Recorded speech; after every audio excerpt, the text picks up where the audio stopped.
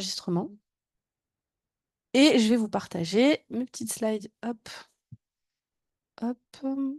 Est-ce que c'est assez affiché chez vous? Est-ce que vous voyez un petit bonhomme avec un beau chapeau? Ok, très bien. Du coup, je vais vous le mettre en diapo. Voilà.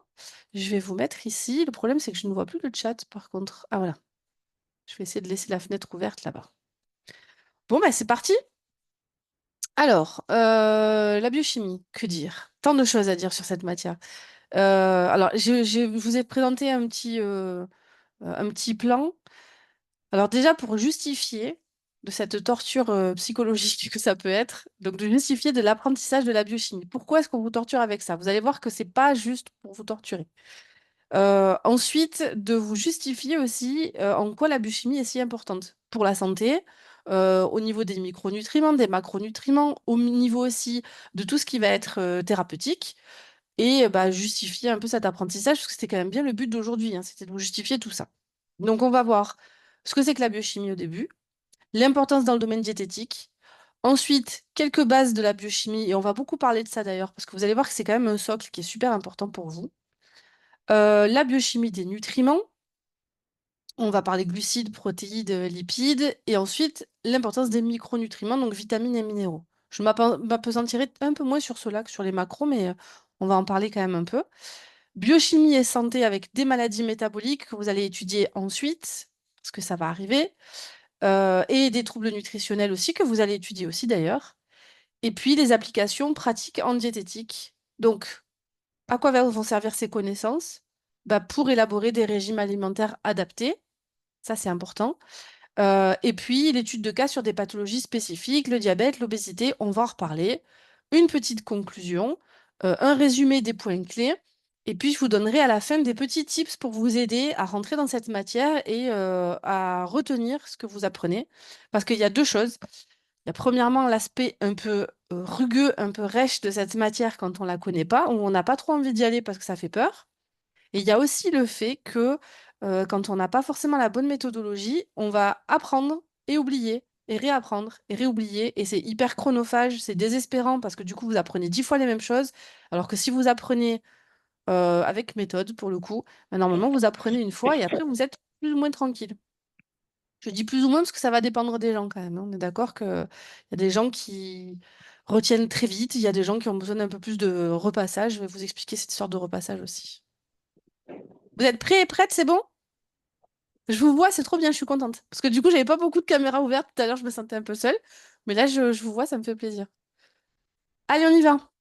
Alors, déjà, une petite définition de ce que c'est que la biochimie. Alors, pour ceux et celles, du coup, qui me connaissent, parce qu'il y en a deux qui ont déjà un peu vu à quoi ressemblaient mes cours, vous savez que j'ai un peu la manie de vous faire couper les mots en morceaux, comme en nata, mais avec des mots. Et du coup, je vais vous dire, bah, bio, c'est la vie. Et chimie, bah, c'est la chimie. Donc, en fait, on va vraiment sur la chimie de la vie. C'est-à-dire pas que de la chimie. J'allais dire bête et méchante. C'est ni bête ni méchant. Enfin, méchant, ça peut l'être, mais pas sur de la chimie abstraite, pour le coup, mais vraiment la chimie en lien avec la vie, la biologie, les molécules biologiques essentielles. Et donc, on est centré, c'est vrai, sur les glucides, les lipides, les protides et les acides nucléiques. C'est avec ça qu'on vous torture gaillardement au départ. Non, Marine, ce n'est pas normal que tu ne m'entendes pas. Donc peut-être tu peux essayer de... Alors, tu as un petit sigle avec un micro dessous qui est peut-être pas activé. Parce que j'ai l'impression que tout le monde m'entend, hein, donc ça a l'air d'être bon. Ouais. Ou alors peut-être essayer de ressortir et de re-rentrer pour que le son se remette. Mais normalement, il y a un petit sigle en dessous de la vidéo. Donc voilà, la biochimie, ça va être ces choses-là. Et du coup, c'est ces trucs-là que vous allez étudier, notamment en biochimie structurale. Parce que vous l'avez vu, votre programme, il se coupe en deux parties, la biochimie structurale et la biochimie métabolique. C'est pas évident de vous faire voir l'un sans l'autre. C'est pas évident de vous faire voir tout d'un coup non plus, faut être honnête. Donc l'idéal, c'est d'essayer de panacher un peu les deux. Moi, dans mes cours, ce que je fais souvent, c'est que je pars de la structure des glucides et ensuite je pars sur leur métabolisme. Et pareil pour les lipides, structure et métabolisme, pareil pour les protides. Et en fait, ça vous permet de comprendre ce que c'est que la molécule avec l'agencement des atomes, tout ça, ok, mais surtout de savoir pourquoi on vous a fait apprendre ça et en quoi ça va vous servir plus tard. Parce que c'était quand même un peu le but d'articuler ça avec logique. Donc, la biochimie, du coup, ça va vous permettre d'appréhender tous les processus chimiques et biologiques qui ont lieu dans notre corps. On va vous parler beaucoup de métabolisme, c'est un mot qui va revenir. Donc, euh, vous allez apprendre, enfin, comprendre comment les nutriments sont métabolisés, justement, comment est-ce qu'on va les utiliser. Alors déjà, allez sur ce que c'est qu'un nutriment. D'accord que vous consommez des aliments. Ces aliments, ce sont des grosses molécules. Vous allez les dégrader en toutes petites molécules. Ce sont les nutriments. Ces nutriments, vous allez les absorber au travers de votre intestin. Et ensuite, vous allez les métaboliser, c'est-à-dire les utiliser pour vos propres besoins. Donc, ces nutriments, c'est le glucose, par exemple, les acides gras, les acides aminés, les vitamines, etc., etc. C'est toutes ces choses-là qui sont assez petites pour passer la barrière intestinale, puisqu'en fait, c'est ça, le but du nutriment, c'est d'arriver à quelque chose qui est assez petit pour passer cette barrière-là. Donc, ça va vous donner en fait des bases pour comprendre et élaborer surtout des régimes alimentaires adaptés, puisque vous, une fois que vous avez vu votre biochimie, vous allez partir sur de la physiologie, puis ensuite vous allez partir sur de la physiopathologie, donc les maladies, et ensuite vous allez partir sur la diététique thérapeutique. En gros, ça veut dire que j'étudie un système, par exemple le système respiratoire. Pour comprendre le système respiratoire, j'ai besoin de comprendre certaines notions comme les pressions partielles en O2, en CO2, les échanges, etc. Ça va plutôt être un peu du côté de la bioche. Donc il y a une petite base de biochimie. Ensuite, vous faites de la physiologie. C'est quoi les poumons, la trachée, où se font les échanges, etc., etc. Donc ça, c'est de la physiologie à proprement parler. Ensuite, vous faites de la pathologie. Principalement, vous, ça va être la mucoviscidose, qui n'est pas qu'une maladie respiratoire pour le coup, mais voilà. Et ensuite, vous allez faire les diététiques thérapeutiques, c'est-à-dire comment je nourris, j'alimente, comment je guide un patient qui a atteint de mucoviscidose pour se nourrir correctement et remplir tous ses besoins, parce qu'il a des besoins spécifiques. J'aurais pu vous faire l'exemple avec le système cardiovasculaire ou avec n'importe quoi d'autre, mais vous voyez que cette articulation, elle marche toujours. Et évidemment, bah, il y a des pathologies où la biochimie est plus qu'un socle. C'est carrément la base de tout. Par exemple, le diabète. C'est très difficile d'étudier le diabète sans avoir compris la biochimie. Clairement, ça va être chaud parce que du coup, vous allez apprendre des choses sans vraiment les comprendre, alors qu'en vrai, c'est passionnant et que si vous les avez comprises, bah, ça va être beaucoup plus interactif, beaucoup plus passionnant et ça va prendre du sens. Donc voilà un peu ce que c'est que la biochimie. Je vous disais, bah, ça permet de former des professionnels, vous, plus tard, pour conseiller sur l'alimentation, sur la nutrition adaptée. Et ça, c'est important, ce terme d'adapter, parce que vous adaptez aux pathologies. Donc, importance de la biochimie. Je vous ai mis quelques petits trucs qui doivent vous commencer à vous parler. Alors, peut-être pas celui-là si vous avez attaqué hier, mais ça déjà, oui, vous avez vu dans vos plans de cours qu'on vous parle des glucides, des lipides, des protides, des acides nucléiques aussi, d'ailleurs, qui sont pas là, des vitamines, des minéraux, des fibres, et que tout ça, c'est important parce que tout ça, ça constitue notre alimentation et ça va d'une façon ou d'une autre être absorbé pour que notre corps puisse fabriquer ses propres métabolites. Par exemple, qui je vais... tiens, Ingrid, tu as mangé quoi à midi? Oui, c'est très intrusif, mais je veux savoir. Bonjour à tous. Bonjour Ingrid. Alors moi j'ai mangé un steak haché, Très bien, du quinoa très bien. et de la ratatouille. Parfait. Donc, on peut dire que grosso modo, tu as mangé ton steak haché pour avoir des protéines. Tes protéines, tu vas les dégrader en acides aminés, tu vas les absorber et tu vas réutiliser ces acides aminés pour fabriquer tes protéines à toi, celles de ton organisme, qui sont structurales, qui sont métaboliques, enfin qui ont plein de rôles différents dans l'organisme.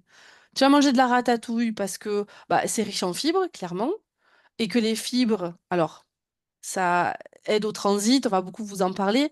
Et puis aussi, c'est l'alimentation de base de notre petit microbiote qui est si précieux, donc c'est très important de consommer des fibres. Ça éloigne certaines pathologies comme le cancer colorectal. Vous le savez, vous allez le savoir.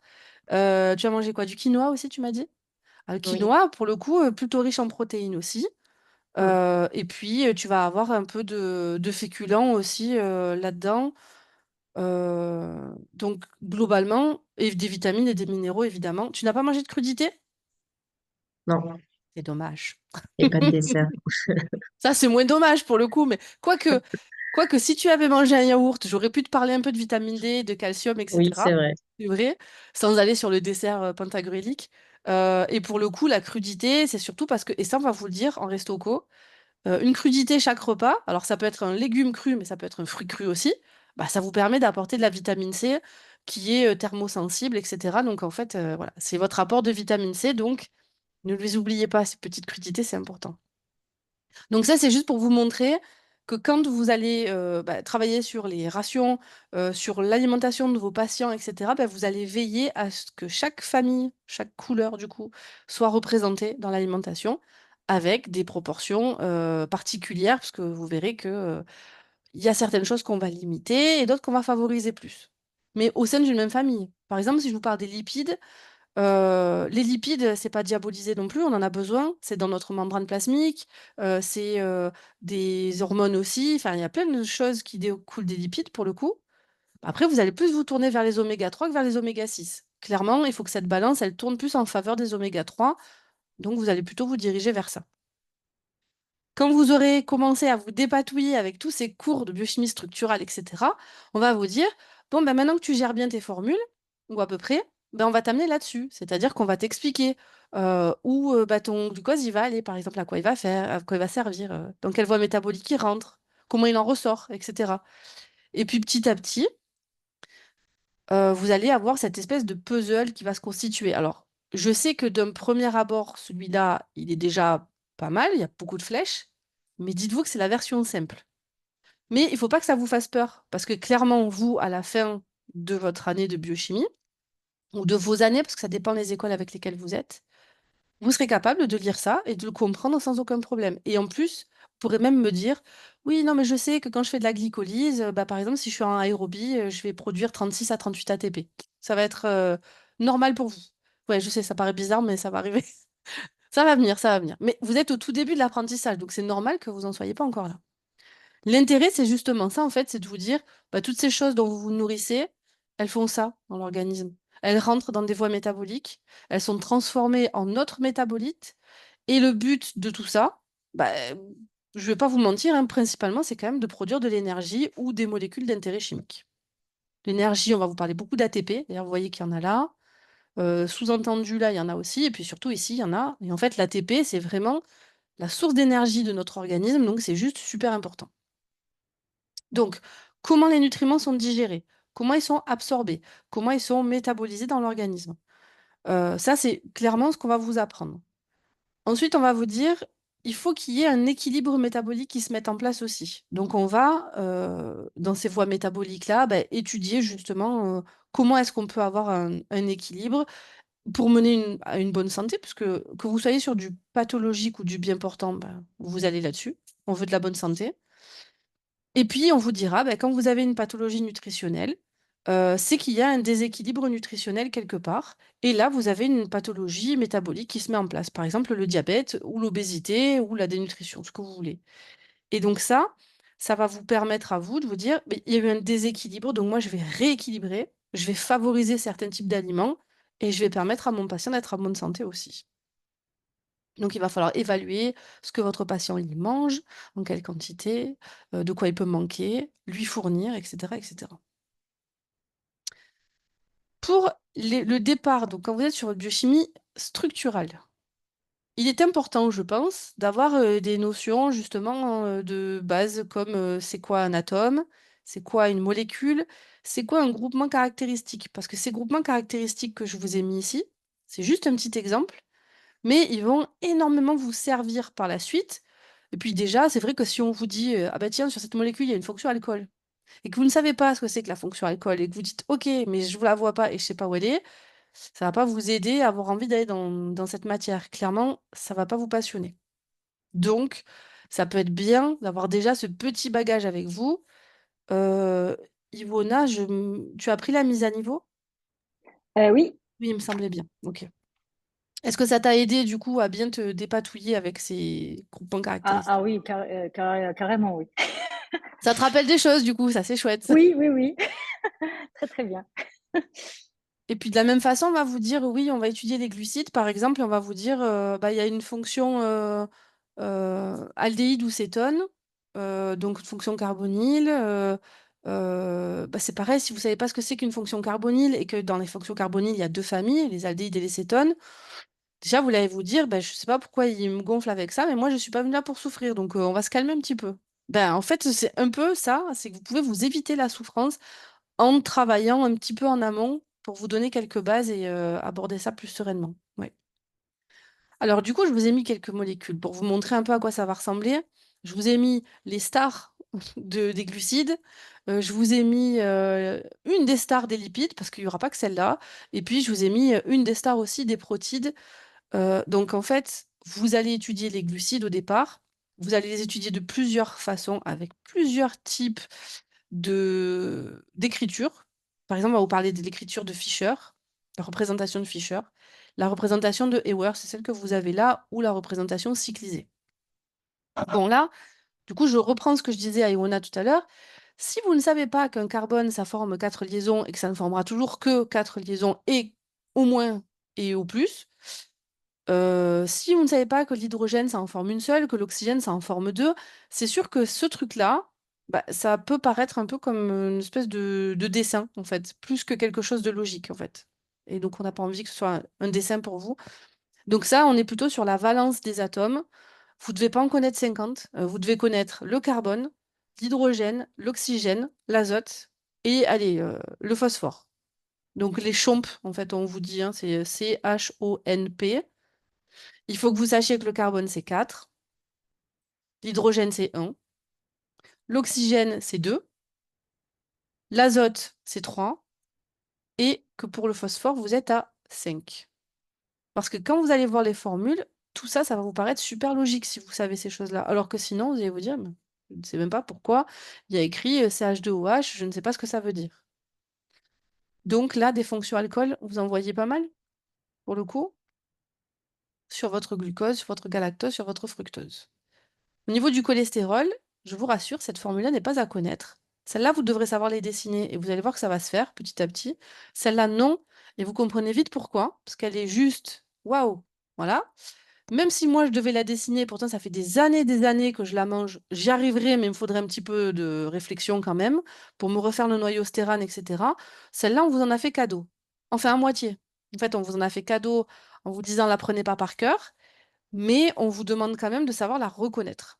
Donc clairement, si demain on vous met cette molécule sous le nez, vous devez savoir dire, bah ça c'est du cholestérol. Alors il y a des petits trucs pour la reconnaître, évidemment. Ce noyau-là de 4 cycles, on appelle ça le noyau stérane, et il y a un acide gras qui est collé dessus. Acide gras qui est la base d'ailleurs du cours sur les lipides, et que vous devrez bien potasser, bien travailler, bien voir et revoir. Et puis une petite fonction alcool, ici, le cholestérol, vous entendez, le ol, donc il y avait cette fonction alcool ici, et qui est très importante parce que c'est ce qui donne à la molécule son caractère amphiphile, qui lui permet d'avoir une partie qui est hydrophile et une partie qui est hydrophobe. Vous voyez que la majeure partie du cholestérol, elle est quand même très hydrophobe et qu'il y a juste cette petite partie-là qui est hydrophile. Pourquoi c'est important? Parce que quand vous êtes dans une membrane, par exemple, une membrane plasmique, et que vous avez à l'intérieur du cytosol, donc le liquide qu'il y a dans la cellule, qu'à l'extérieur, vous êtes sur du liquide extracellulaire, bah déjà, vous vous dites, ces liquides, ils sont composés d'eau. Clairement, mon cholestérol, enfin toute cette partie-là en tout cas, n'a pas envie d'y aller, parce qu'elle est hydrophobe. Donc elle va se cacher de cette partie-là, un peu comme vos phospholipides que vous avez pu voir aussi. Et du coup, le OH, c'est la seule partie qui va dépasser, qui va être en lien finalement, qui va être au contact des liquides, puisque elle est hydrophile et que ça lui pose aucun souci. Et puis après, on va vous faire étudier les lipoprotéines, on va vous expliquer aussi que c'est un assemblage qui permet de transporter les lipides dans le sang et dans la lymphe, qui sont des milieux qui sont quand même très aqueux, donc composés de beaucoup d'eau. Donc tout ça, c'est des petites caractéristiques qu'on va vous faire voir. Et puis un jour, on va vous montrer une hormone, par exemple, qui s'appelle l'aldostérone. On va vous montrer sa formule. Et là, vous allez vous dire, waouh, mais en fait, c'est quasi la même que le cholestérol. Ben, c'est logique, puisqu'en fait, votre aldostérone, elle dévie du cholestérol. En fait, c'est une molécule qui est produite à partir du cholestérol. Et forcément, elle se ressemble beaucoup. Donc en fait, ce travail d'analogie aussi sur je reconnais une formule, j'arrive à faire l'analogie entre deux formules, à trouver des liens, etc. Tout ce truc-là, on va vous le faire travailler aussi parce que c'est votre déduction et c'est votre logique. Ça vous permettra de ne pas tout apprendre par cœur. Bonjour à ceux qui sont en train de nous rejoindre tranquillement. Donc ça, je vais beaucoup vous le dire aussi. Pour moi, c'est pas une matière qu'il faut apprendre par cœur. Voilà. Il y a des choses que vous devrez apprendre par cœur, oui, mais pas tout. Il y a beaucoup de choses que vous pourrez retrouver par la logique et par le raisonnement. Et pour le coup, bah, ça va éviter de saturer votre mémoire vive, votre disque dur, j'ai envie de dire, et de pouvoir y mettre d'autres choses, parce qu'il va falloir bien remplir votre disque dur pour le coup. Donc, moins de par cœur vous faites, et moins vous prenez de la place pour le reste. Et puis, il y a un autre truc, c'est que quand vous apprenez une notion par cœur, si vous devez la retrouver, ça va être compliqué. Si elle est partie, ça va être dur de la retrouver. Alors que si vous l'avez apprise en la comprenant et par logique, vous pourrez la retrouver. Et ça, c'est très précieux d'arriver à retrouver des notions plutôt que bah, de vous dire c'est perdu, au revoir, ça me fait un point de moins sur ma copie, par exemple. Puisque le jour J, c'est ce qui peut arriver. Je vous parle même pas du stress et de ce qui va avec. Cette petite molécule, bah là, pareil, vous avez vu tout à l'heure, je vous ai montré les groupements caractéristiques. Bah là, vous en avez deux sur celle-là. Vous avez l'acide carboxylique et la fonction amine. Du coup, acide aminé. Oui, c'est quand même assez logique, hein, les gens qui font de la biochimie. Après, c'est leur logique à eux, et vous, il va falloir que vous l'acquérissiez. C'était peut-être pas très français, mon truc. Mais une fois que vous l'avez, par contre, vous pouvez y aller. Après, c'est à vie et vous avez cette logique et c'est bon, vous pouvez aller où vous voulez.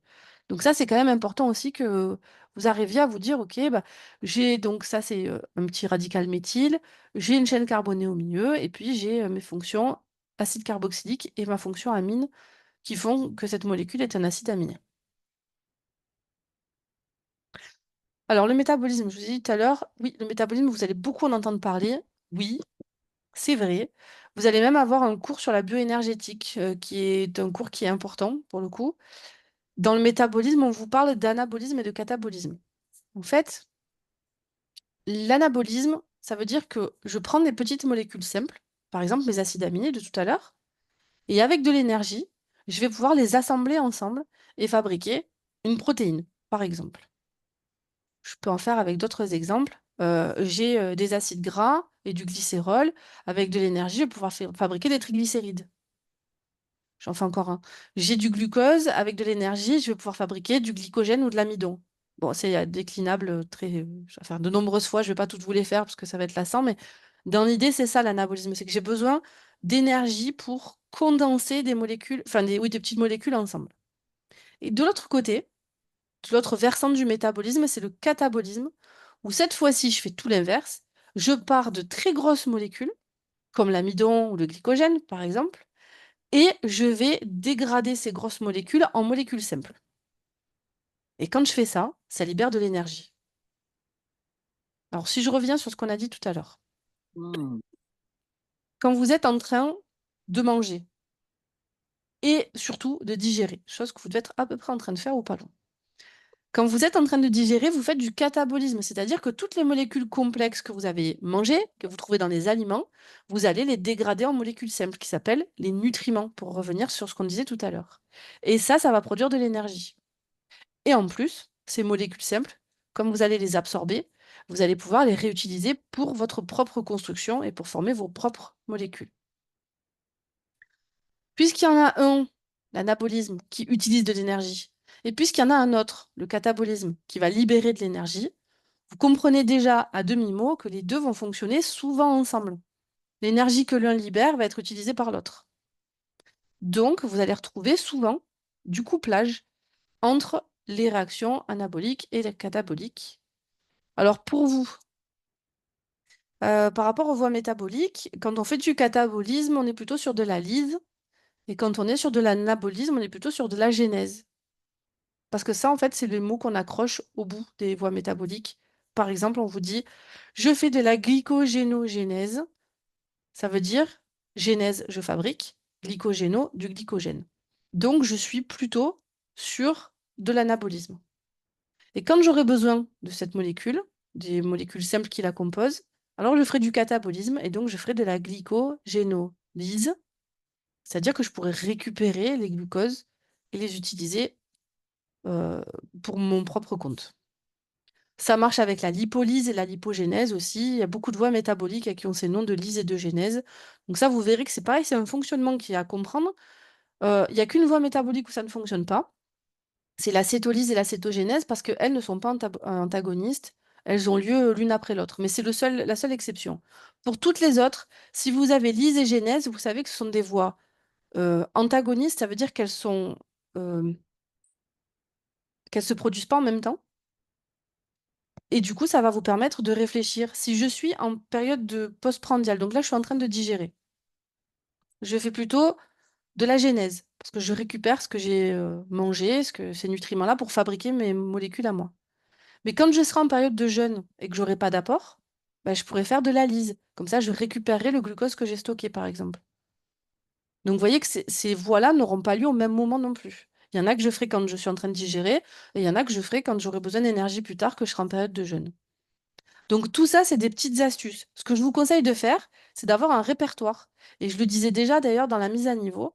Prenez-vous un répertoire et notez tous les mots qui sont nouveaux pour vous et que vous ne connaissiez pas jusque-là, avec leur définition. Et puis de temps en temps, le soir, quand vous en avez marre de travailler et que vous avez fait ce que vous aviez à faire, vous relisez juste les mots de votre répertoire. Ça va vous aider à fixer les idées et ça va devenir un automatisme. Bah, là, vous ne me croyez pas trop, mais ça va devenir un automatisme petit à petit. Un petit peu de temps et un petit peu de patience, mais voilà. Au niveau des rôles, bah, je vous en ai déjà un petit peu parlé, hein. Les glucides que vous avez ici, donc, c'est la principale source d'énergie de notre corps. Donc ça, déjà, on va vous en parler. Mais quand on veut faire de l'ATP, de l'énergie, on va utiliser le glucose, le galactose, le fructose. Donc on les trouve dans des aliments sous forme simple, du glucose tout simple, ou du saccharose, par exemple, ou du lactose, ou dans des formes beaucoup plus complexes, comme l'amidon, par exemple, dans les céréales. Et ce qui est intéressant aussi, c'est ça, c'est de vous faire le lien entre l'alimentation et la biochimie, parce que sinon, ça n'a ni queue ni tête. De vous faire étudier ça et un jour plus tard de vous dire, ah, au fait, les céréales, c'est des glucides lents. Ah oui, merci de me l'avoir dit au moment où j'étudiais les glucides, parce que j'aurais pu faire un lien et que du coup, c'était voilà. C'est mieux que dès le départ, vous essayez de faire ces liens, ça va beaucoup vous aider aussi. Donc, dans notre organisme, toutes les cellules peuvent utiliser le glucose. Et ça, c'est particulier parce qu'on ne peut pas dire la même chose des autres macronutriments pour le coup. Et on a même des cellules qui ne peuvent utiliser que ça, que du glucose. Est-ce que vous les connaissez, ces cellules qui peuvent utiliser que du glucose? Hématite, Tu as dit quoi, Iwana? Pardon, j'ai pas entendu. les cellules de sang, Oui, les hématies, oui. Et les cellules du cerveau, j'ai vu Camille. Exactement. Donc là, elles sont en train de chauffer le carburant à bloc, du coup, très bien. Donc les cellules nerveuses, du coup, et les cellules, les hématies, les globules rouges, ce sont des cellules glucodépendantes.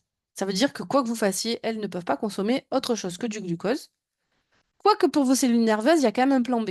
En même temps, vous comprenez bien qu'on ne peut pas dire à notre cerveau, bon, bah écoute, on n'a plus d'énergie, tu t'arrêtes de fonctionner. Ça se fait pas, c'est pas possible. Parce que votre cerveau, il gère tout, et que si lui arrêtait de fonctionner, bah, il n'y a pas grand-chose qui fonctionnerait correctement non plus. Donc on a quand même un plan B pour le cerveau. Au niveau des lipides, alors lipides qui sont souvent quand même diabolisés, vous en tant que diète, on va vous faire un peu de la maigrissologie parfois, mais les lipides sont très importants pour notre organisme et je tiens quand même à les réhabiliter. Je vous ai donné quelques exemples tout à l'heure, mais vous avez aussi les vitamines liposolubles, les vitamines ADEC, très importantes. Vitamine A pour la vision, vitamine D pour le calcium, par exemple, la vitamine K pour la coagulation. Enfin, chacune de ces vitamines est cruciale et d'ailleurs, quand on en manque, on est en carence et ça peut entraîner des maladies graves pour le coup. Donc, bien la preuve que c'est super important. Je vous ai dit que ça rentrait dans la constitution de nos membranes plasmiques. On a déjà parlé des phospholipides et du cholestérol. Et puis, bah, vous le stockez dans le tissu adipeux sous forme de triglycérides aussi. Et donc, je vous disais, ben, on essaie de. Alors, oui, on va pas consommer des kilos de lipides par jour non plus. Donc, on limite la quantité. Enfin, en tout cas, on en a une certaine quantité possible. Et surtout, on va sélectionner la qualité de ces lipides. C'est ça qui est important. Pour les protides, très important aussi, parce que ce sont des molécules structurales, comme l'hémoglobine, les anticorps. tout ça, ça nous permet de vivre. Camille, tu as une question? Oui, vas-y. Tu m'entends? Oui. Oui, merci Isabelle. Dans les lipides, parce que moi j'entame ma 3e année, mais j'ai pas fini mon cycle de biochimie parce Ok. que c'est une matière qui me fait un peu peur alors que j'aime bien ça. Bref. Les oméga 6 sont inflammatoires. Donc aujourd'hui, on essaie de réintroduire dans l'alimentation quand même les oméga 3 parce qu'on ne consomme pas assez. Mais on nous parle aussi de concurrence enzymatique entre oméga 3, oméga 6 et avec le rapport de 1/5. Donc qu'est-ce que ça fait, admettons, si on mange plus d'oméga 3 que d'oméga 6? En fait, on vous dit ça pour ne pas partir non plus sur un total déni des oméga 6. Ouais, Parce que malgré tout, les oméga 6 vont un peu te servir. Tu sais que tu as l'oméga 6 de base et qu'à partir de ça, tu vas fabriquer tes propres acides gras sur la famille oméga 6. Et si tu n'avais pas cet oméga 6 de base, tu pourrais pas les fabriquer en fait. Donc on en a ouais. quand même un peu besoin, effectivement. On Mmh. ne peut pas les délaisser complètement. OK, Voilà. OK. Ce n'est pas une question de première année, ça, on est bien d'accord. J'imagine ceux qui sont vraiment en première année qui se disent, oh là là là là, qu'est-ce qu'elle nous raconte, Camille? Avec son Pro-inflammatoire de quoi? avec son rapport là en plus, c'est horrible. Non, OK. non, mais c'est bien de le savoir, effectivement. Et donc de ne rien diaboliser. C'est ce que je vous disais. De toute façon, quand vous êtes avec vos patients, c'est vrai qu'avant, on parlait beaucoup des régimes. Mais en fait, maintenant, on vous parle vraiment d'équilibre nutritionnel, de rééquilibrage alimentaire et de ne plus rien diaboliser. Même le bon et le mauvais cholestérol, vous verrez que c'est des termes qu'on utilise de moins en moins. Donc voilà, on essaye de rester sur juste quelque chose d'équilibré pour le coup. Donc, les acides gras insaturés, oui. Les acides gras saturés et les acides gras trans, on limite, par exemple. Voilà. Les protides, oui, je vous disais, donc les enzymes. Toutes les enzymes sont protidiques. Donc, si vous n'avez pas assez d'apport, vous n'avez plus d'enzymes qui fonctionnent.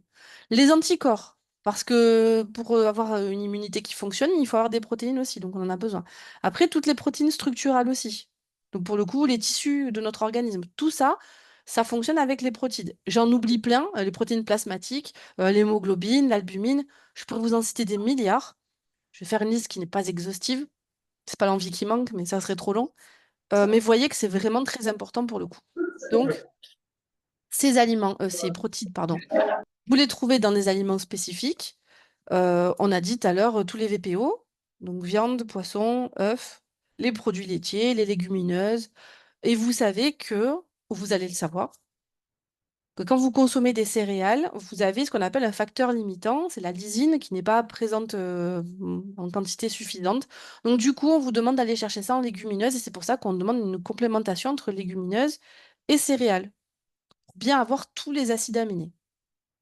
La subtilité, je vous en ai fait grâce, mais je vais quand même vous en parler vite fait, c'est que euh, tous les acides aminés ne sont pas synthétisables par notre organisme. Il existe des acides aminés essentiels, pour le coup, vous devrez les connaître. Et ceux-là, il faut absolument qu'on les trouve dans l'alimentation. Évidemment, la lysine en fait partie. Donc, c'est pour ça qu'on fait attention à cet apport-là. Donc, voilà pourquoi on vous torture avec tout ça. Pour les vitamines et les minéraux, grosso modo, alors qu'est-ce qu'on va vous dire? Oui, les vitamines, on va vous parler de la façon dont on les digère, dont on les absorbe, dont on les transporte aussi d'ailleurs, et à quoi elles servent. Et en plus, on va vous expliquer que les vitamines, elles servent de précurseur à tout ce qui est coenzyme au niveau des enzymes, justement, du fonctionnement des enzymes. Donc, juste méga important pour le coup.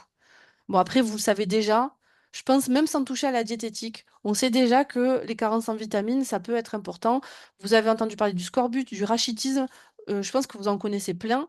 Donc, pour le coup, les vitamines, c'est vrai qu'on y fait quand même très attention. Et puis au niveau des minéraux, bah, vous allez apprendre quels sont ces minéraux qui sont importants, qu'il faut apporter dans l'alimentation de façon suffisante. Et puis vous verrez que parfois, selon les pathologies, bah, justement, on fait attention à ces minéraux. Par exemple, dans les insuffisances rénales chroniques, on fait attention au potassium parce que quand on en a trop, ça peut provoquer un arrêt cardiaque. Donc pour le coup, bah, vous verrez qu'il y a des trucs hyper spécifiques. Vous apprendrez aussi que, par exemple, le pamplemousse, c'est un antagoniste à certains médicaments. Donc, pour des patients qui ont certains médicaments, ne donne pas de pamplemousse. Ça, c'est des petits trucs que vous allez apprendre et vous verrez que ça va venir aussi avec au fur et à mesure que vous allez avancer dans vos cours. Donc vous allez être le conseiller de cette alimentation pour vos patients. Et bah, du coup, il faudra connaître ces petites astuces, on va dire, surtout que c'est super important pour la la santé de votre patient. Au niveau de la biochimie et des maladies métaboliques et des troubles nutritionnels, ça commence bien.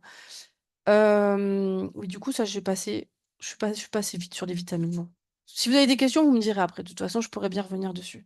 Alors, pour les maladies métaboliques, déjà, je peux vous parler du diabète, je peux vous parler de l'obésité et je peux vous parler du syndrome métabolique, qui porte bien son nom pour le coup.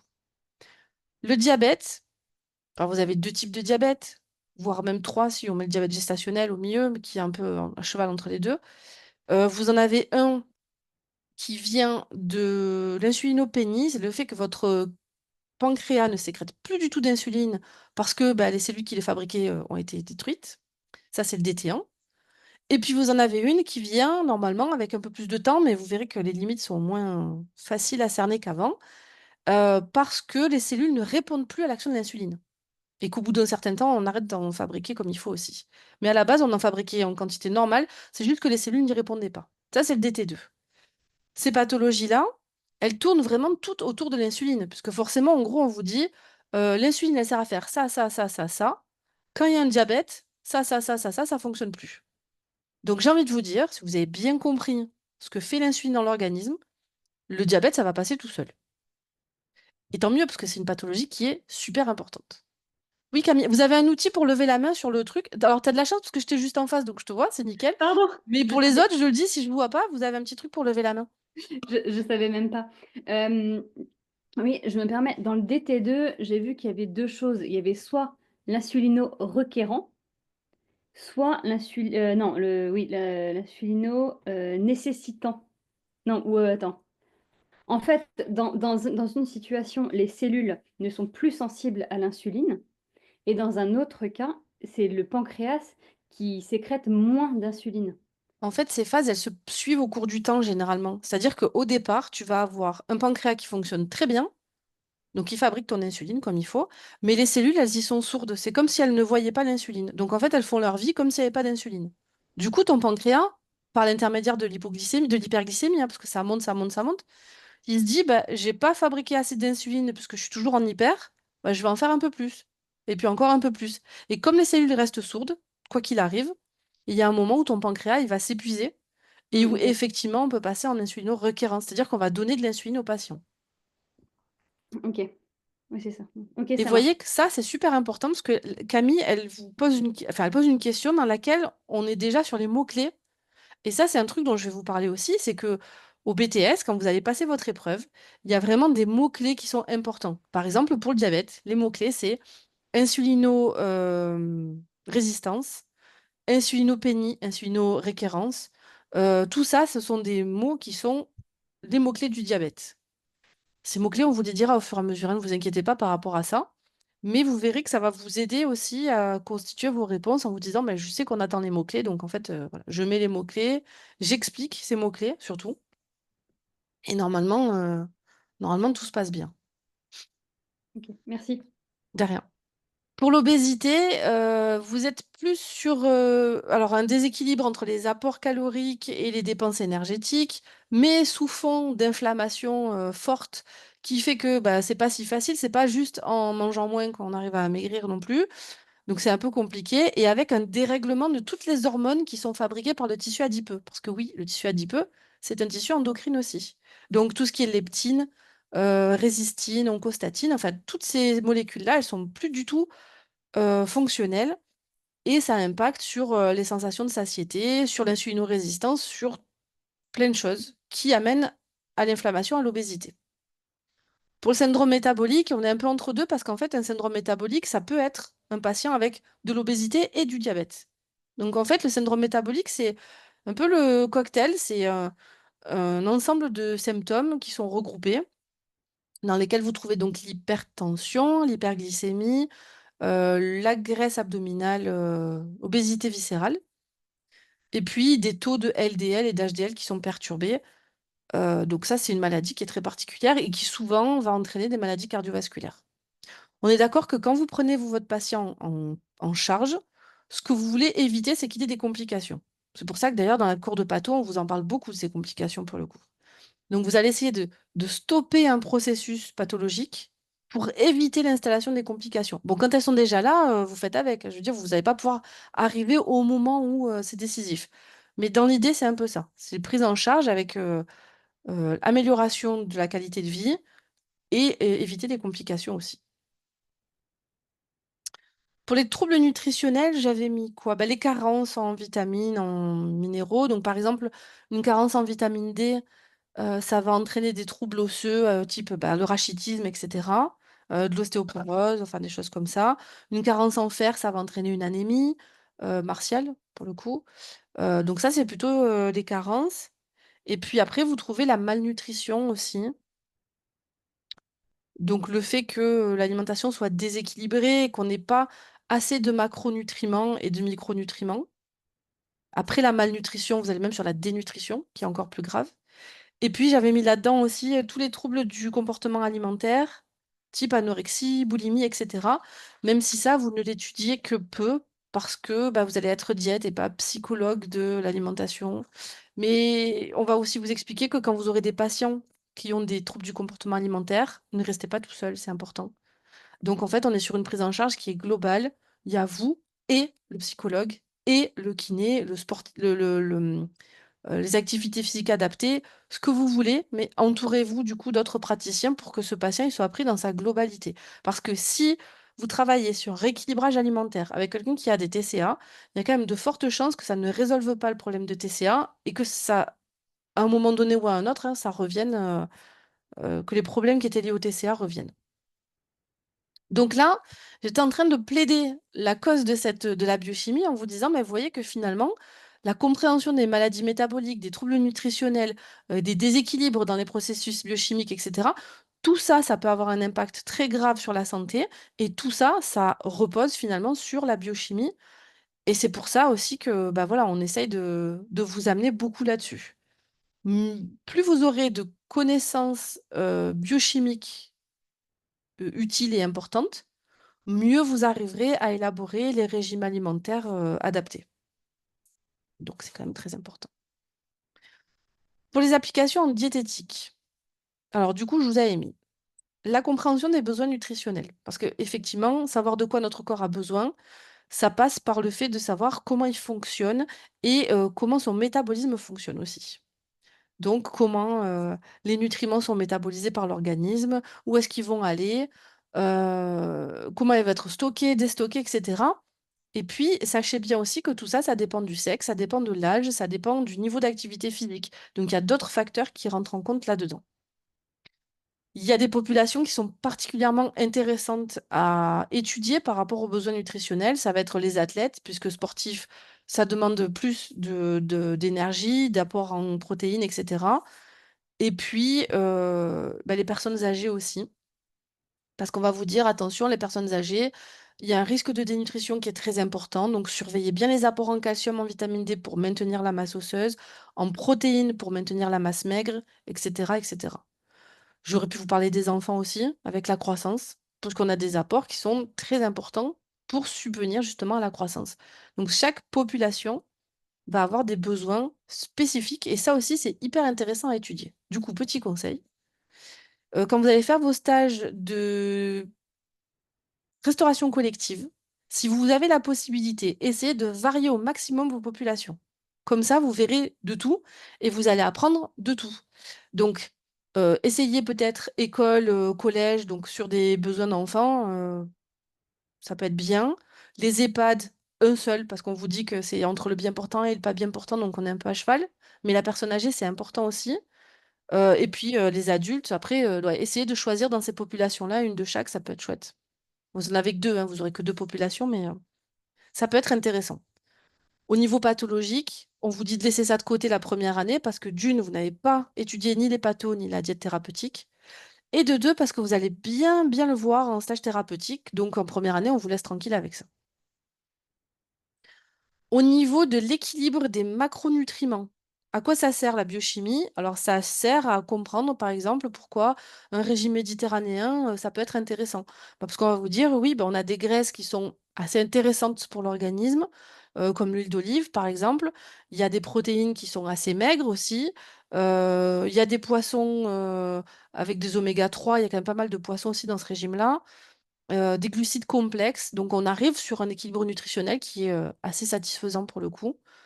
Euh, c'est un exemple, il y en a sûrement plein d'autres aussi, mais bon, c'est mon parti pris. Si je vous parle de régime méditerranéen, c'est peut-être un petit parti pris, j'avoue. Au niveau des régimes ensuite, la personnalisation, et ça va être super important, parce que vous allez pouvoir adapter, donc personnaliser les régimes à votre patient en fonction, par exemple, des intolérances. On n'en a pas parlé encore jusqu'ici, mais les intolérances alimentaires, c'est aussi, enfin, ça repose aussi sur des réactions biochimiques. C'est que souvent, il y a une enzyme qui dysfonctionne, par exemple. Ou alors, c'est une intolérance, c'est une hypersensibilité à un agent. Par exemple, à la gliadine, du gluten. Ça va être des choses comme ça, en fait. Et ça aussi, c'est pareil. C'est qu'une fois que vous l'avez compris, d'un point de vue biochimique, vous dites, bah oui, ok, j'ai compris, donc c'est logique de faire, bah alors pour les intolérances, plutôt pour le gluten, d'ailleurs, c'est une éviction, hein, on ne mange plus de gluten, c'est terminé. Et puis, on voit, du coup, c'est super joli à regarder d'ailleurs, enfin, c'est la beauté intérieure, vous me direz, mais on regarde les villosités, les microvillosités intestinales. En fait, chez un patient qui a une intolérance au gluten, elles sont rasées. En fait, il n'y a plus de microvillosités. Votre intestin, il est tout lisse. Et quand vous avez fait votre éviction du gluten et que vous refaites une petite photo en fait de son intestin, là vous voyez très bien les microvillosités qui se remettent en place. Et du coup, vous dites, bah, c'est bon, mon patient il a ses microvillosités, sa surface d'absorption elle est rétablie, et du coup il risque moins de carence parce qu'il va réabsorber normalement. Alors qu'avant, avec un intestin qui est tout lisse, l'absorption elle est minable. Voilà. Et du coup, vous avez des cassures dans la courbe de croissance. Enfin, il y a plein de trucs qui peuvent se faire. Pour le diabète, c'est pareil. Du coup, vous allez contrôler la glycémie. Donc, vous allez avoir des aliments qui sont avec des index glycémiques particuliers. Vous allez aussi contrôler l'apport en fibres parce que vous allez voir que le sucre, en fait, la glycémie ne tient pas qu'au sucre. C'est étrange à dire comme ça, mais elle dépend aussi de, par exemple, de la quantité de fibres que le repas contient. En fait, les fibres vont un peu empêcher l'absorption du glucose. Donc, ça va permettre aussi d'avoir voilà, une bonne assiette pour votre patient et d'avoir quelque chose qui lui permet de ne pas faire d'hyperglycémie dans la foulée. Et aussi, vous aurez à régler les hypoglycémies. C'est un autre problème pour le coup, qui sont plutôt dus au traitement, mais qui sont problématiques chez les patients parce que c'est très désagréable à ressentir et ça peut être dangereux. Mais les hyperglycémies, ça peut être dangereux aussi d'ailleurs. J'avais pris aussi la prévention et la gestion des maladies parce que je trouve que la prévention, c'est un aspect qui est super important de votre futur métier pour le coup. Et ça manque d'ailleurs, ça serait bien d'en faire plus. Par exemple, de la prévention de l'obésité chez les enfants, mais même chez les parents peut-être d'ailleurs dès le départ. Chez les enfants, comprendre aussi chez les adolescents que l'image de son corps n'est pas forcément la vraie, que des fois on va avoir quelque chose de négatif qui revient, du coup on va vouloir rentrer dans un régime, c'est là qu'on va grossir, etc. En fait, ces trucs, si on les expliquait aux gamins dès le départ, je pense qu'il y aurait beaucoup moins de soucis. Et puis après, bah, savoir se nourrir, c'est quand même tout un art aussi.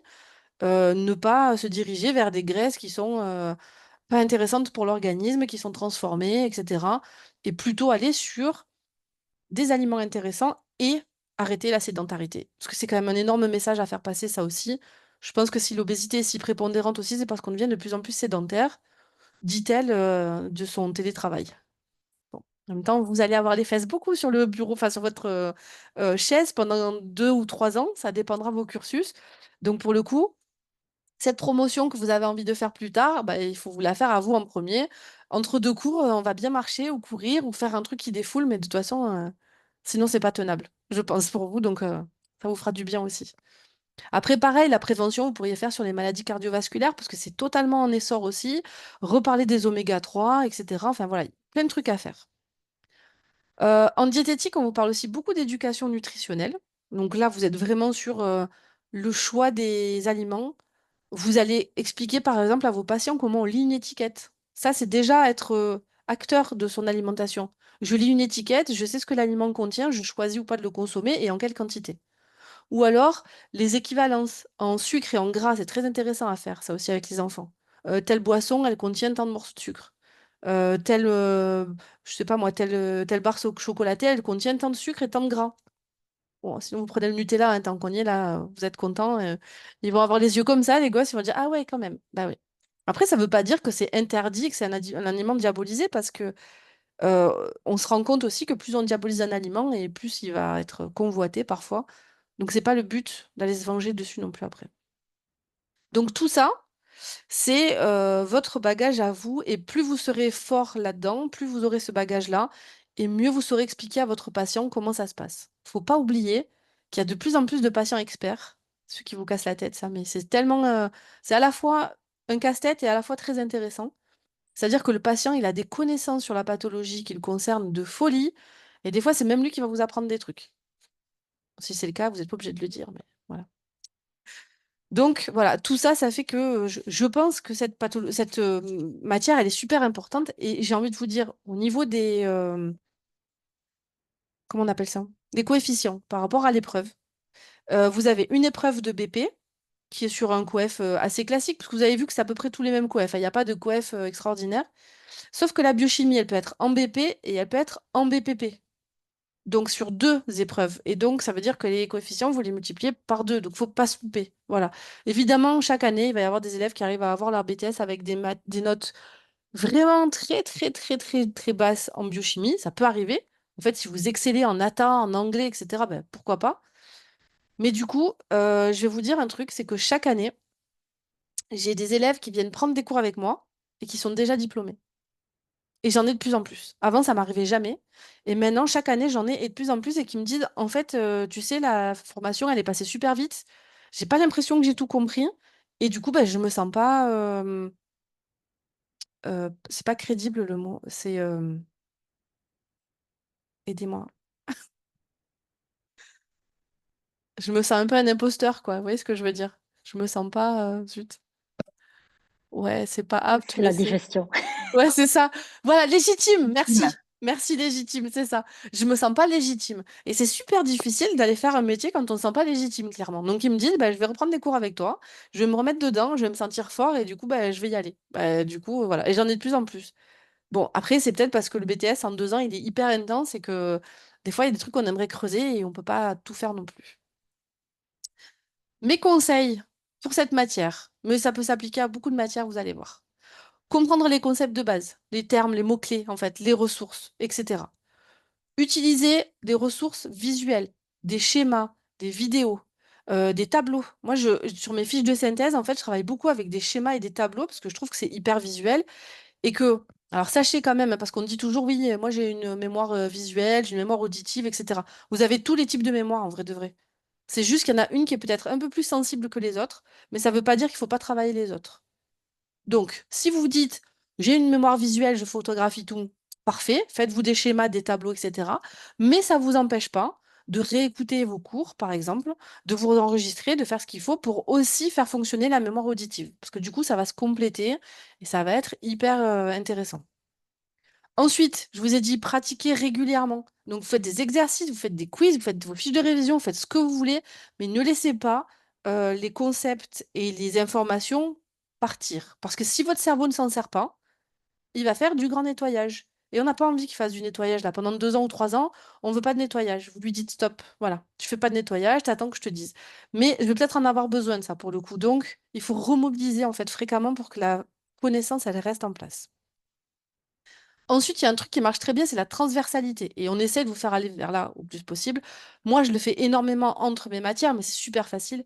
C'est super facile d'être transversal entre la biochimie, le diabète, la physio, les pathologies cardiaques. C'est très facile à faire. Et ben, plus vous faites cette espèce de maillage, parce que votre cerveau, il fait des liens entre tous les trucs, plus vous avez ce maillage et plus l'information, elle va rester longtemps dans votre tête. Mine de rien, c'est un peu ce qu'on voudrait. Ensuite, étudier en groupe, ça peut être chouette. Donc, vous avez des groupes Discord, vous avez des discussions, vous avez plein de trucs. L'idée, c'est de vous expliquer les choses parce que on peut pas expliquer correctement à quelqu'un si on n'a pas bien compris. Donc, déjà, vous vous entraînez. Si vous avez des gens dans votre vie qu'ils soient passionnés ou pas d'ailleurs, hein, c'est pas grave, passionnez-les, mais vous pouvez leur expliquer aussi, ça vous faire de la vulgarisation scientifique, c'est intéressant aussi. Après, vous avez des cours en ligne qui sont possibles. Si vous sentez que parfois bah, vous luttez sur un truc, bah, vous pouvez y aller aussi. Et puis, les applications pratiques. Moi, je vous dis que plus vous allez avoir de notions concrètes, et plus elles vont rester dans votre tête. Pour exemple, les élèves qui partent en stage thérapeutique, ils me disent souvent, en fait, j'ai plus le diabète dans ma tête, j'ai Monsieur R, par exemple. Parce qu'il a suivi Monsieur R sur sa prise en charge tout le long.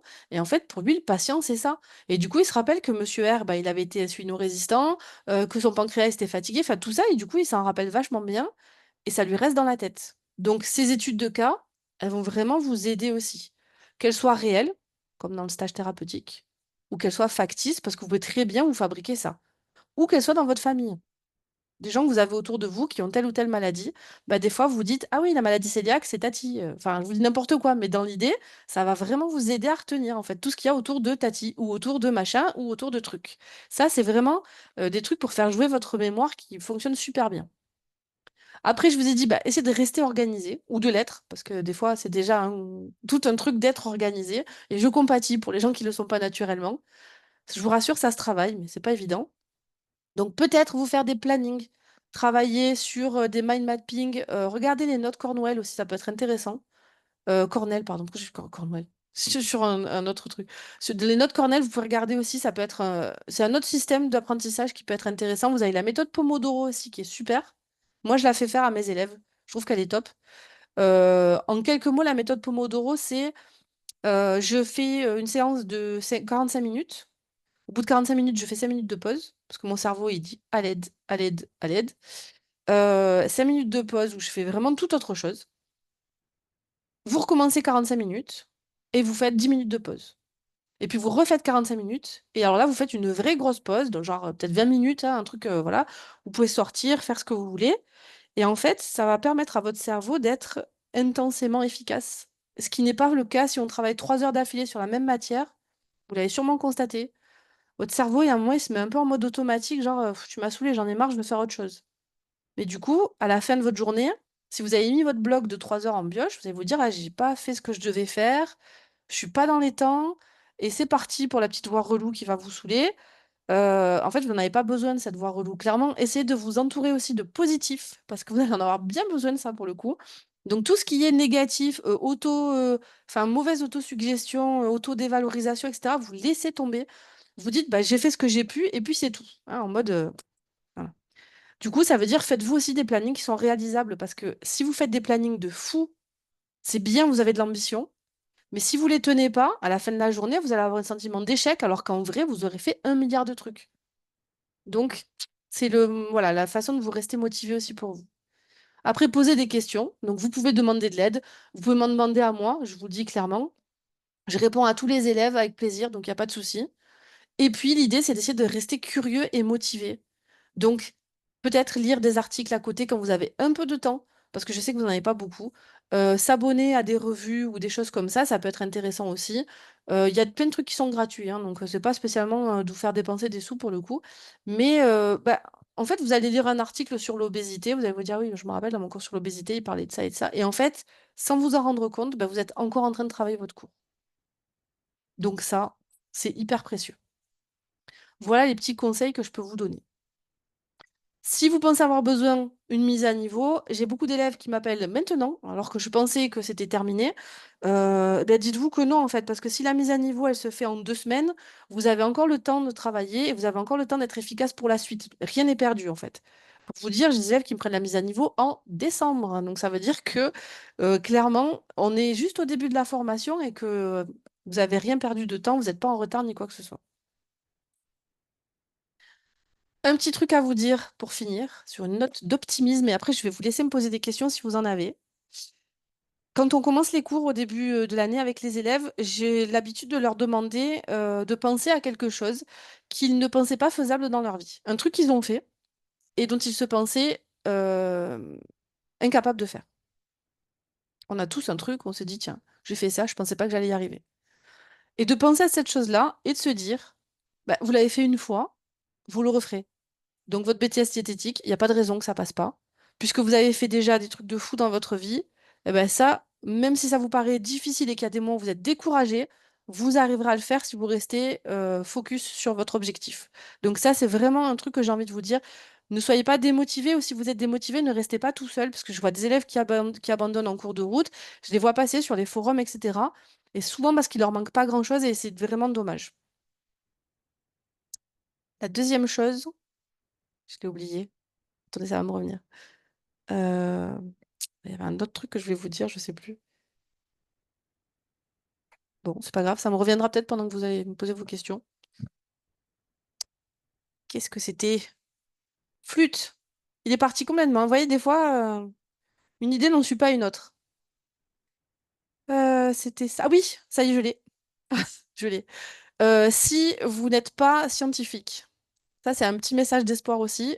Je vais vous parler de ma propre expérience. Quand j'étais en seconde, j'étais très très forte en langue, en français, et potentiellement je m'intéressais beaucoup à la philo. Donc à la fin de ma seconde, on m'a dit, bah, tu vas aller faire une L forcément parce que tu es très forte là-dedans. Et moi j'ai dit, bah, bien sûr que non, je vais faire S. Du coup, je suis allée en première S. Et j'ai fait la terminale S dans la foulée, et je vous dis que ça n'a pas été une partie de plaisir. Et en fait, je me suis dit, puisqu'on me dit que bah, j'ai des prédispositions dans un truc, ça sert à quoi que j'aille faire ça en fait? Parce que c'est déjà fait, je sais déjà, je m'en fous. Je vais aller faire le truc difficile. Et clairement, je vais sortir de ma zone de confort. Je vous parle de ça parce que je pense qu'il y en a plein parmi vous qui sont totalement sortis de leur zone de confort. Et c'est hyper désagréable, en tout cas au début. Mais rassurez-vous, je fais le métier qui me passionne par-dessus tout. Je crois que c'est vraiment le truc qui m'intéresse le plus. Bon, j'ai des enfants aussi, hein, je les adore quand même, parce que vous croyez pas que voilà, mais je prends un plaisir fou à aller travailler. J'adore les matières que j'enseigne. Et pourtant, je pense que personne n'aurait misé sur moi au début parce que on se disait, bah, elle est faite pour ça. Donc, si vous êtes sorti de votre zone de confort, déjà bravo à vous, parce que c'est pas facile de le faire. Première chose. Et deuxième chose, il y aura des moments désagréables, mais à la fin du chemin, il y aura un truc hyper agréable. C'est-à-dire que si vous êtes là parce que vous êtes passionné et que vous savez où vous allez, vous êtes au bon endroit, ne lâchez rien. C'est juste ce que j'ai envie de vous dire. Voilà. Vous avez un petit code promo si jamais vous avez envie d'essayer un cours. Je vous ai mis un cours à 50% et vous choisissez. Au début, je voulais vous mettre le cours sur la cellule, mais en fait, je m'en fiche. Prenez ce que vous avez envie, s'il y a un truc qui vous intéresse. Si ça peut être de la biochimie, bah allez-y. Si ça peut être la cellule parce que c'était le cours de présentation du début, bah faites ce que vous voulez. C'est vraiment pour voilà, vous donner un petit truc si ça peut vous remotiver, vous donner envie. Je vous écoute. Est-ce que vous avez des questions à me poser ou des choses à dire, à partager, ou voilà, si vous avez des... Oui, ah Camille, tu as trouvé comment lever la main, bravo. Et ouais, oui, au printemps, tu fais des sessions de révision, je Oui, crois. oui, Peux-tu en avril-mai, me oui. rappeler, ouais, c'est ça. Peux-tu me rappeler les prix et les modalités de cette formation, enfin des révisions?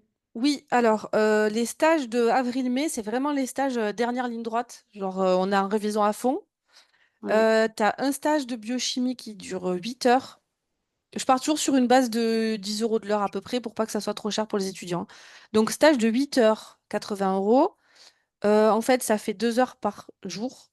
Lundi, mardi, jeudi, vendredi. Ouais, c'est ça. MJV, ok. Et puis, il y a le stage de physiopatho. Alors là, j'ai regroupé les deux matières, mais si tu ne passes que la BP ou que la BPP, il y a moyen de couper le stage en deux aussi, donc que la physio ou que la patho. Et celui-là, il fait 25 heures, dont 10 heures en live et 15 heures de vidéos enregistrées de révision où il y a tous les systèmes qui sont révisés et toutes les pathos. Donc là, tu es vraiment sur de la révision totale. Ok, bon, la physiopatho, j'attends les résultats là au mois d'octobre, parce que je l'ai Bon pas fait, ben, donc on verra. croisons les doigts, très bien. On croise les doigts. Mais par contre, la bio, je la passe l'année prochaine et je pense que ce serait bien d'avoir de faire un stage parce que je j'ai pas envie que que ça s'éternise, quoi. Donc, ok, donc ça va être sur 8 heures. Ouais. Ok, ça marche. Très bien. Et c'est en avril-mai. Oui, j'ai pas encore la date parce que tu sais que, enfin, si tu me suis un petit peu, tu auras vu Oui, que je oui, fais un peu au dernier moment, mais oui, oui, non, je te suis régulièrement. C'est pour ça que vous je savez un serai. peu à qui vous avez affaire, c'est bien. Mais c'est pas grave. Écoute, après, comme je vous disais, même mal organisé, des fois, on fait des trucs Non, très non, bien. mais c'était pas ma prétention, hein. Non, mais moi, je te le dis, c'est pour ça. Je Prétends- n'ai pas de, voilà. Je pense qu'il faut être conscient de ses forces et de ses faiblesses. En l'occurrence, voilà. Et ben, l'organisation n'est pas une de mes forces, Isabelle. Eh ben, alors, je compatis, mais Ça se fait, écoute, ça se fait. Ça se fait parce que de toute façon, Ouais. je pense que tu vas te donner une rigueur que tu vas t'imposer parce que de toute façon, comme tu as dit, je ne veux pas que ça s'éternise. Ça veut bien dire ce que ça veut dire. Donc voilà. Et je dois reprendre le travail, donc là, j'ai intérêt à mettre et Ouais. j'ai mon stage au mois de novembre, donc là, mon dernier stage. Donc T'as déjà fait un stage thérapeutique. ouais, Cool. au printemps. Ouais, donc tu as une année qui est un peu moins faux-folle, on va dire que. Mais bon, et si tu travailles à côté, c'est quand même. Ouais, ça va être sport. Avec Ouais. un petit bout de la maison, ouais, ça va être. Mais bon, c'est le jeu, hein. Ouais, c'est ça, c'est le jeu. Voilà. Ça va le faire, mais voilà, un peu d'organisation du coup. Je saupoudre ça d'organisation et ça sera tout bon. Ouais, c'est exactement. Merci pour tes mots, en tout cas. Avec plaisir. C'est encourageant. Merci à toi. Bah, il faut vous encourager. Je veux dire, vous êtes au tout début, donc si on vous dit ah ça va être l'enfer et machin et tout, je vois pas l'intérêt de vous dire des trucs pareils. Je vous ai dit, il y a des moments qui seront difficiles parce que je veux pas être malhonnête avec vous, mais il y a aussi plein de moments où vous allez vous dire purée, j'ai compris ce truc-là et c'était chaud patate, je comprenais rien. Et ben je suis trop fière de moi, j'ai réussi et voilà. Et ça aussi, c'est important de s'auto-féliciter. Donc Georgette, la voix relou, elle se tait et la voix d'auto-congratulation, il faut qu'elle vienne souvent et voilà, vous réconforter aussi. Est-ce que vous avez des questions? Est-ce que vous avez des mots à partager? Puisque vous êtes tous et toutes dans la même galère, on peut dire. Est-ce que vous avez envie de partager des choses aussi? C'est le moment, n'hésitez pas. Ben Majda, ça dépend je crois que je t'avais dit, ça dépend les demandes en fait, voilà. Parce que pour l'instant, j'étais plus sur de toute façon, je ferai les cours en janvier. Là, les cours de bioche, pardon, pour l'instant, c'est les cours de bioche en autonomie jusqu'à décembre, et au mois de janvier, je vous récupère le vendredi matin et on fait les séances d'exercice pour voir si tout est OK pour vous. Donc ça va déjà être du sport. Et si jamais j'ai vraiment beaucoup de demandes qui vont dans le sens du je veux tous les cours en live, je trouverai un créneau du coup, c'est pas grave. Ça peut se faire aussi. Cassandre, elle a marqué m'inscrire au BTS, c'est déjà fou pour moi après un master en commerce. Alors bah, parfait. Moi j'adore lire ça, les motivations à 1 et je sais pas combien de 0%. C'est parfait. C'est ce qu'il faut. Et effectivement, dites-vous aussi, ça c'est intéressant, que même si vous n'êtes pas scientifique pour le coup, il y en a plein qui sont comme vous, première chose. Et deuxième chose, c'est que vous pouvez avoir chacun vos forces et vos faiblesses. Donc ça peut être pas mal aussi quand vous travaillez à plusieurs. Moi, je le vois beaucoup en classe. Là, cette année, il y avait une élève qui sortait de resto collectif, qui travaillait en resto co, un élève qui était VRP. Enfin, aucun n'avait de base scientifique à la base, on est d'accord. Et en fait, ils s'apportaient tous, un peu pour l'anglais, un peu pour l'éco-gestion, un peu pour ci, pour là-bas. Et en fait, ils ont été hyper complémentaires. Donc ça, c'est quand même très utile aussi d'avoir vos forces et vos faiblesses à chacun. Après, dites-vous qu'il y a... bon là, j'ai pas les résultats encore, je les attends avec eux, fébrilement, je peux dire. Je crois que je suis presque aussi stressée qu'eux. Mais l'année dernière, j'avais plein d'élèves qui n'avaient pas du tout de base scientifique. Et j'en ai quand même une qui est montée jusqu'à 19,5 en biochimie. Enfin, en BP, du coup. C'était beaucoup de la bioche, ce sujet-là. Et qui me disait, quand je pense qu'il y a 2 ans, je savais même pas ce que c'était un atome, et ben voilà. Donc en fait, avec de l'acharnement, ça se fait. J'ai bien parlé d'acharnement, hein, vous aurez remarqué, j'ai pas dit motivation ou non, j'ai vraiment parlé d'acharnement. Je pense que pour arriver à 19,5, il faut être acharné quand même. Je vous le dis clairement. Mais ça se fait quoi, donc c'est possible. Vous n'êtes pas obligé d'en arriver jusque-là. Vous pouvez être juste tenace et motivé et déjà, je pense que ça vous rapportera quelque chose de pas mal. Est-ce que vous avez des choses, des remarques? Moi, j'aimais bien cette petite remarque sur le master commerce là. Je sais pas comment, pourquoi je suis là, mais je suis motivée à 1,2 milliard, c'était pas mal. J'ai une question, Isabelle. Oui, J'ai regardé ton planning et il y a plusieurs cours milieu intérieur. Est-ce que c'est tous le même ou chaque fois c'est sur autre chose?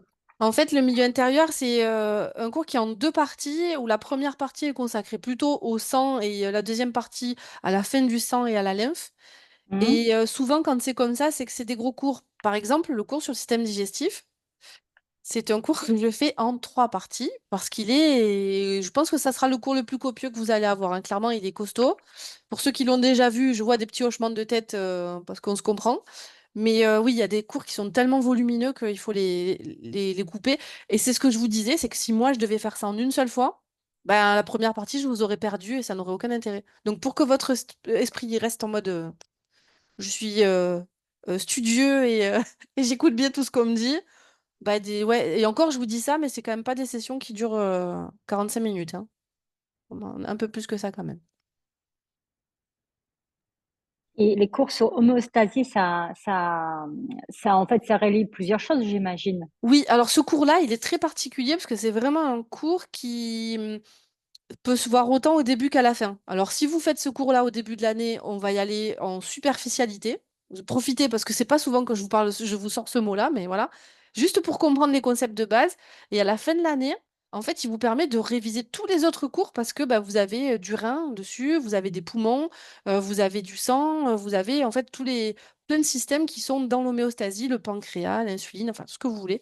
Et du coup, c'est un cours qui est bien à revoir à la fin pour tout fermer aussi. Si jamais sur la bioche, les cours que les élèves me prennent le plus, c'est le cours sur l'enzymologie, parce que soit les écoles ne le font pas, et ils se disent que c'est pas important, et ça, je trouve ça super dommage, ou alors parce qu'il est pas très facile à digérer, c'est le cas de le dire. Donc, c'est un des cours qui est le plus important, je pense, pour commencer les voies métaboliques aussi. Parce que bah, vous allez être là, c'est un produit, un substrat, une enzyme, un coenzyme, un cofacteur. Si vous n'êtes pas à l'aise avec ce vocabulaire-là, bah, ça va vous demander un peu plus de temps et du coup, ça va vous faire un peu pédaler dans la choucroute et c'est du temps perdu. Des fois, c'est un peu frustrant en fait, ce temps que vous pouvez perdre. Donc, voilà. Avec plaisir. Plus rien pour vous? Ah, Camille. Non. Non, c'était ici. Ah oui. Si, bah, désolée. Dis-moi, le cours sur la bioénergétique, Oui. parce que moi, je le trouve imbitable, le truc. Enfin, Mm. Tu n'es pas la première, je te rassure. Ouais. Ça tombe beaucoup au BTS ou pas? Alors, ça tombe pas vraiment en tant que tel, mais je Ouais. trouve que c'est pareil, c'est le cours avec l'enzymo qui te permet vraiment d'aller aborder les voies métaboliques avec plus de sérénité, donc il est quand même super important. Après, si jamais ton école rentre trop dans les détails, Donc, NED, moi. Donc, c'est l'enfer. bah, ça vaut peut-être le coup alors de voir ouais, pour décoincer un peu le truc, parce que c'est quand même un cours qui est important, je trouve. Qui est-ce Donc, qui fait les cours de biochimie au CNED? je ne sais pas. Ok. Je ne donnerai pas de nom, c'est pas parce que je veux pas, mais je sais pas. Je sais pas du tout. C'est Et pour moi. le coup, non, pas du tout, c'est pas moi pour le coup. Non, non, non, moi je travaille au CNED avec pour je suis tutrice de stage en fait. Oui, je sais. Voilà, tu m'as déjà vu passer. Oui, tu as signé mes Eh ben conventions. voilà, donc très bien. Mais non, pour les cours, etc., Ok. je ne suis pas de la partie. Parce, Mais ouais, parce que c'est réputé, ouais, c'est réputé pour avoir beaucoup d'informations inutiles ouais, et c'est fort probable. Et le BTS manque aussi beaucoup d'informations utiles pour le coup. oui. Les C'est gens sont souvent peu quelque chose qui informés. revient. Ouais. Ah non, mais c'est l'enfer, hein. Ce BTS, J'ai- franchement, c'est une horreur. Alors après, un truc qui est important pour vous, du coup, c'est bien que tu m'y fasses penser. Allez, bon courage. N'hésitez pas à vous imprimer le référentiel parce qu'il est quand même pas mal fait. Il a été refait en 2021 et il est Ouais, bien fait, votre référentiel, donc ça, c'est ouais. cool. Au moins ça, tu vois. Et ouais, donc imprimez-vous-le et travaillez dessus quand vous avez fait un chapitre, vous regardez les limites, etc., etc. Et pour le coup, c'est vrai que de cerner les limites des cours, ça peut être bien aussi de me demander ou de prendre un cours là-dessus, parce qu'effectivement, moi, je vous dirais ça, oui, ça, non, pas la peine. Et il y a pas mal de choses où des fois, je dis aux élèves, non, mais ça, on laisse tomber. Ah non, mais t'es sûr? Bah oui, oui, oui, je suis sûre, parce que pour le coup, je travaille sur les annales depuis 2000, pardon. Donc ça fait 24 ans d'annales. Et si le truc il est jamais tombé, ça tombera jamais, on le sait très bien. Et Ouais. puis nous, en tant qu'enseignants, on a quand même de la chance, c'est que moi, je suis jury et correctrice. Donc jury à la soutenance orale et correctrice des épreuves. Et on nous donne en fait une espèce de document qui doit rester entre profs, mais bon voilà. En tout cas, on dit à nos élèves, on a les limites, nous. Donc on vous dit ça, ok, mais ça tombera pas. Ça tombe, ça tombe pas. Et ça vous dirige aussi et ça vous aide à faire du tri. Hmm. C'est beaucoup ce qui revient quand même, à cette histoire de tri. Oui. Ouais. La C'est un peu difficulté dommage. de tri. Et c'est un peu dommage de perdre du temps Je suis là-dessus, d'accord avec toi. alors que la charge est considérable, quoi. Oui, et votre temps, il est précieux. Après, bah, pour eux, pour le CNED, pour le coup, c'est très difficile. Moi, j'ai commencé comme ça, mais c'est très difficile de ne faire que des cours papier. Parce qu'en fait, tu vas te noyer parfois dans une quantité d'informations extraordinaires, alors que quand tu pars sur un cours en visio, bah, tu vas droit au but, tu dis à l'élève, ça c'est important, ça tu le retiens, ça tu laisses tomber, et c'est sûr que ça fait gagner un temps fou en fait. Et de toute façon, si des profs comme moi existent, c'est parce que justement, bah, les élèves, au bout d'un moment, c'est pour ça que je vous parlais du mois de décembre, parce qu'il y a un truc qui se passe à ce moment-là. J'ai des élèves qui me disent, bon, j'en ai marre de perdre du temps en fait, on part sur les cours. Parce que justement, cette idée de temps et de cibler les informations, c'est un truc que tu ressens, mais que beaucoup, beaucoup d'élèves me font remonter aussi. Tu n'es pas toute seule, c'est pas une grosse compensation, mais enfin, voilà quoi. Tu n'es pas la seule à ressentir ça. Ouais. Ouais. Je sais, merci. Avec plaisir. C'est tout bon pour vous? Je vous le redis, si vous avez des questions, n'hésitez pas, ne restez pas tout seul face à vos questions, à vous dire j'y arrive pas, c'est l'horreur. J'aurais une petite question, s'il vous plaît. Oui, Caroline. Le référentiel dont vous parliez, c'est donné par son école ou il y en a un officiel qu'on peut récupérer quelque part Non. Alors, ce que je vais faire, je vais vous le donner parce que moi, je l'ai sur mon site. Comme ça, vous l'aurez de suite. Ah, super, merci. Hop, il est... Je l'ai mis dans la présentation, je crois. Oui, BTS diététique. Il est où? Il est là. Tac. Hop. Alors, où est-ce que je trouve votre chat? Qu'est-ce que j'ai fait? Je l'ai fermé, c'est malin ça. Voilà. Hop, là vous l'avez. Ok, donc, génial, merci beaucoup. Avec plaisir. Votre programme, il a un peu changé. C'était pas 2021, je sais pas pourquoi 2021. S'il y a des trucs qui ont changé aussi. 2019, ils ont refait le référentiel pour le coup et on a énormément gagné en lisibilité. D'accord. Donc vous pourrez regarder, vous verrez que pour chaque chapitre, vous avez les notions attitrées. Parfois, ça vous donnera pas trop d'idées, mais parfois, ça va vous guider. Et puis après, un truc qui est très intéressant aussi, c'est de travailler sur les annales. Mais ça, forcément, en début de cursus, c'est pas du tout conseillé. D'ailleurs, je vous ai conseillé plein de choses. Je vais vous dire ce que je vous déconseille maintenant. De faire des annales dès le début parce que ça fait super peur. En fait, vous allez vous retrouver avec, par exemple, je prends l'annale de 2000, n'importe quoi, 2017. Vous allez faire 2 questions sur l'anal et vous allez vous dire: «Ah mais je suis nulle, je sais rien faire». En fait, c'est pas ça, c'est que c'est pas le moment, en fait, c'est juste que ça va venir après. Donc ça peut être très démoralisant. Hem, Après, prendre multisources, c'est-à-dire prendre plein de sources, regarder plein de vidéos et cetera pour essayer de comprendre les notions parce que d'un côté, c'est bien parce que vous essayez de comprendre, ça c'est top, mais d'un autre côté, vous allez perdre un temps fou et on a dit que le temps, bah, c'était pas, un truc, qu'on avait à loisir non plus. Et pour les livres, il y a certains livres qui peuvent être pas mal, mais pas dès le début non plus, parce que généralement, les livres, quand vous mettez dedans dès le départ, ça vous fait peur. Donc, faut quand même. C'est un peu comme quand on va à la piscine pour éviter l'hydrocution. Vous vous baignez, vous vous mouillez un peu la nuque. Mouillez-vous la nuque de biochimie et après vous verrez pour sauter dans le grand bain. Mais ne le faites peut-être pas de suite parce que ça peut être ouais, pas très agréable en fait de vous dire dès le début c'est trop compliqué. Donc pas à pas en fait, toujours. Je crois que je vous ai vraiment donné tous les conseils que j'avais là pour le coup. Je pense que voilà. Si j'en ai d'autres qui viennent, je les remettrai sur le truc de la page de l'événement du coup, mais là, je pense que je vous ai tout dit et tout donné et que voilà. Après, pareil, les vieux, les vieux élèves qui étaient à votre place, du coup, ouais, qui ont passé leurs épreuves là cette année ou il y a 2 ans, ou etc. Ils sont souvent plein de bons conseils aussi, donc ça peut être bien de leur poser des questions. Des fois, ils n'ont pas le temps parce qu'ils sont en train. Là, j'imagine là ceux qui sont bon là, ils sont en plein dans leur soutenance orale, les pauvres, mais après, ils vont être dans leur création de cabinet et tout. Leur envoyez pas si vous répondez pas de suite. Mais il y en a qui sont très généreux dans les conseils, etc. Donc ça peut être bien aussi. C'est une source d'information intéressante. C'est tout bon pour vous? Parfait. Eh ben, je vous souhaite une bonne journée. Je vous souhaite bon courage avec la biochimie. Du coup, ne vous laissez pas faire parce que elle n'est pas si mauvaise que ça, elle n'est pas si teigneuse que ça. Et puis, bon travail. Et puis, j'espère que vous allez avoir une formation agréable, que vous allez être passionné par ce que vous allez faire, que ça va vraiment ressembler à ce que vous espériez et que vous allez vous éclater tout simplement. C'est tout ce que je vous souhaite, clairement, de vous éclater dans votre formation. Bonne journée à toutes et à tous. Merci, Oui, bonne à journée. bientôt, Iwana. Au revoir.